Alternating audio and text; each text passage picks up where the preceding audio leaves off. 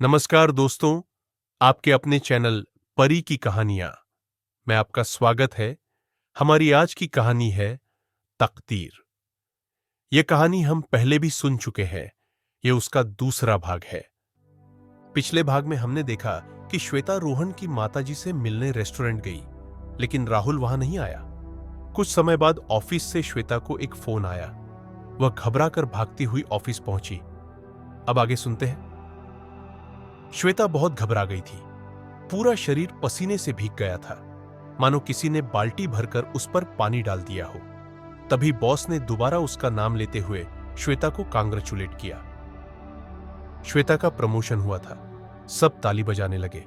उसे समझ नहीं आ रहा था, यह पोस्ट तो रोहन की थी।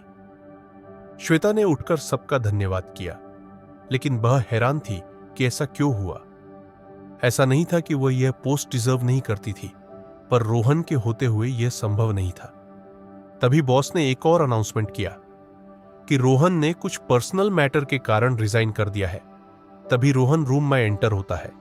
उसे ठीक देखकर श्वेता की जान में जान आ गई। वह एकटक रोहन की तरफ देख रही थी, पर रोहन ने उसकी तरफ एक बार भी नहीं देखा। रोहन ने सबके लिए कुछ ना कुछ अच्छा बोला और अपना केबिन खाली करने चला गया।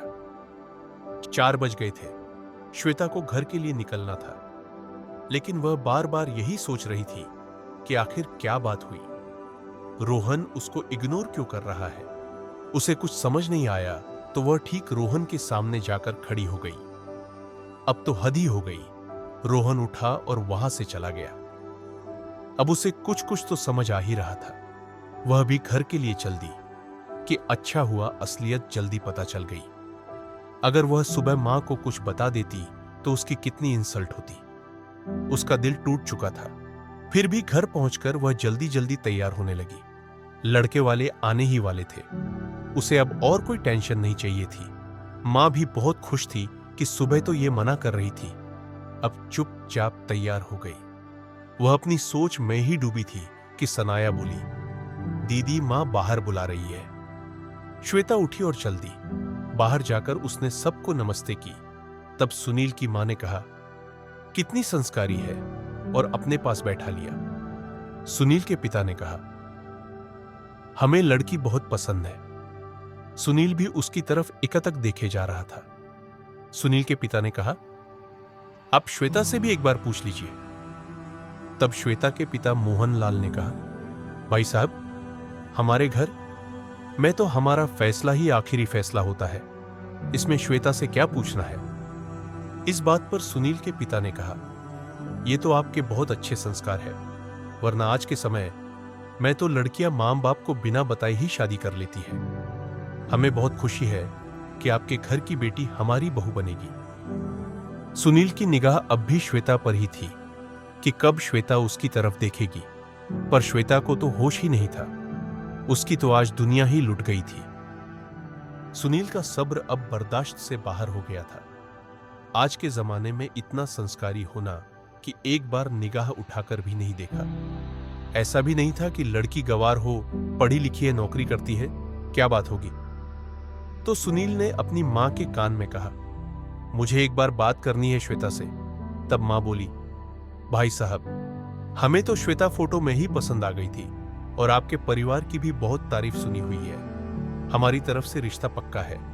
आपकी इजाजत हो तो श्वेता और सुनील को आपस में बात करने देते हैं, जिससे एक दूसरे को समझ सके। मोहनलाल ने श्वेता की तरफ देखा। उसकी निगाह अब भी झुकी हुई ही थी। तब मोहनलाल ने कहा, मुझे नहीं लगता श्वेता को कोई बात करनी है। अगर सुनील बेटे को कुछ पूछना हो तो हमारे सामने ही पूछ सकते हैं। ऐसा सुनकर श्वेता ने निगाह उठाकर सुनील की तरफ देखा। लंबा चौड़ा, सावले रंग का, लगभग 40 की उम्र का व्यक्ति उसकी तरफ एकटक देख रहा था। श्वेता सकपका गई। वह पहले ही घबरा रही थी। यह देखकर सुनील की जान में जान आई। उसे लगा लड़की सीधी ही है। यह तो अच्छी बात है, कोई बॉयफ्रेंड भी नहीं होगा। सुनील ने ना मैं सिर हिला दिया और मां के कान में कहा, पूरी जिंदगी पड़ी है बात करने के लिए। इस बात पर मां मुस्कुराते हुए बोली, भाई साहब, हमारा सुनील तो हमारी खुशी में ही अपनी खुशी समझता है। वो तो मुझे लगा कहीं श्वेता को सुनील से कुछ पूछना हो, और बोली, हमें तो श्वेता के काम करने मैं भी कोई परेशानी नहीं है। दोनों साथ साथ ही ऑफिस चले जाया करेंगे। घर का काम तो मैं देख ही लेती हूं। इस बात पर मोहनलाल ने कहा, मेरी बेटी को घर का सब काम आता है, आप क्यों करेंगी काम? श्वेता सब काम करने के बाद ऑफिस जाएगी। श्वेता समझ गई एक घर से निकलकर दूसरे घर में नौकरी करनी है और तनख्वाह भी अपनी उनको ही लाकर देनी है, पर वह चुप थी कि उसकी तकदीर में जो लिखा होगा वही तो होगा।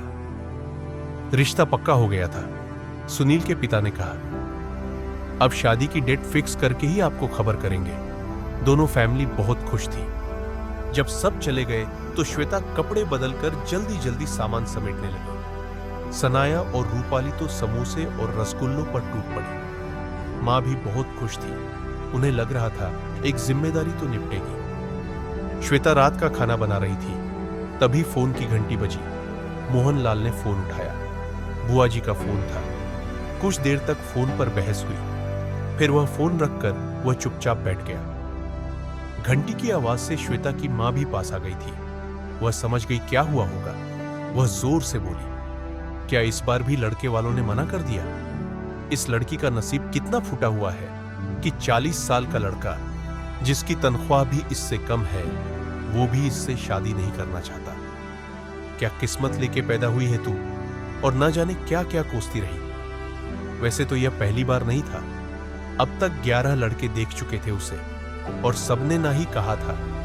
श्वेता भी फूट फूट कर रोने लगी। ऐसा नहीं था कि उसे अपनी शादी न होने का गम था। शादी तो उसकी 2 बार पहले भी हो चुकी थी, एक बार घड़े से और एक बार पीपल के पेड़ से।